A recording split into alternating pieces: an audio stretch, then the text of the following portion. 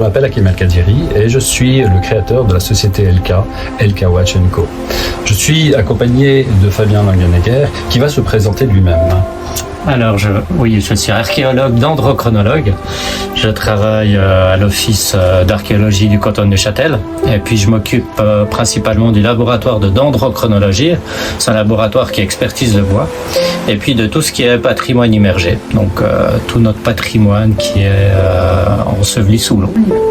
Pourquoi en fait je suis accompagné de Fabien ici présent, c'est parce qu'en fait j'ai créé premièrement la société LK Watch donc il y a 2 ans, et 2 ans plus tard j'ai voulu lancer une montre de plongée lacustre, et l'inspiration était vraiment le lac de Neuchâtel. Le lac de Neuchâtel en fait c'est une situation où j'habite depuis plusieurs années et qui est une ressource importante justement de vestiges de l'époque.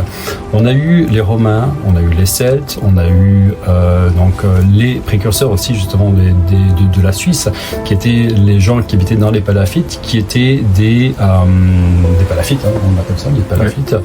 Oui. Et l'idée justement était de rassembler pas mal d'informations sur l'origine de Neuchâtel, sur le lac de Neuchâtel, et de les intégrer dans la montre. Par exemple, l'aiguille des minutes sont une réinterprétation d'une flèche qui a été retrouvée au bord du lac de Neuchâtel, une flèche qui a 12 000 ans. Et donc il y a pas mal d'autres choses aussi qui sont intégrées dans la montre, et j'y reviendrai plus tard. Donc en fait, pour en revenir au produit, qui est la montre de plongée, la montre qu'on appelle Arinis. Donc en finalité, c'est vrai que je voulais faire une montre de plongée, mais quoi de mieux que de faire une montre de plongée lacustre? On est au bord d'un lac magnifique, un lac qui est super calme, qui regorge de trésors aussi à l'intérieur. Et l'idée était justement de créer une montre. Mais à la base, pour créer une montre, pour moi, il a toujours fallu avoir une histoire. Parce qu'une montre sans histoire, au départ, est une montre qui sera insipide. C'est une montre qui n'aura pas quelque chose à raconter. Donc la montre, elle s'appelle, d'abord, c'était trouver le nom qui la relie justement à la région. Donc Arinis était le nom romain de Saint-Blaise.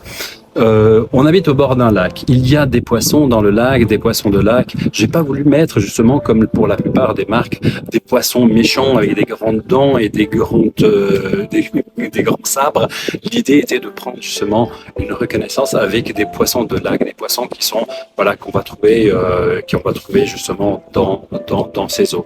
L'histoire était aussi de voir qu'est-ce que nous avons eu ici. On a une richesse qui est justement le Laténium. Le Laténium est le plus grand musée justement du monde, où on peut avoir toutes ces informations, toutes ces découvertes, justement ces lacustres et donc tout ce qui s'est passé juste ici depuis la préhistoire. Et donc il s'est passé beaucoup de choses. Le chemin du diable était le chemin où les Romains descendaient les pierres de la carrière pour construire Avanticum. Sur ce chemin, on a trouvé 260 kilos de céramique, d'où la raison justement d'avoir une lunette aussi en céramique ici. Et puis le lac qui a quoi? Il a 160 mètres, 200 mètres environ. En profondeur, 153 mètres. 153 mètres, ben voilà. Donc avec cette montre-là, qui est étanche à 200 mètres, testée bien sûr à 250, on peut aller jusqu'au fond du lac là.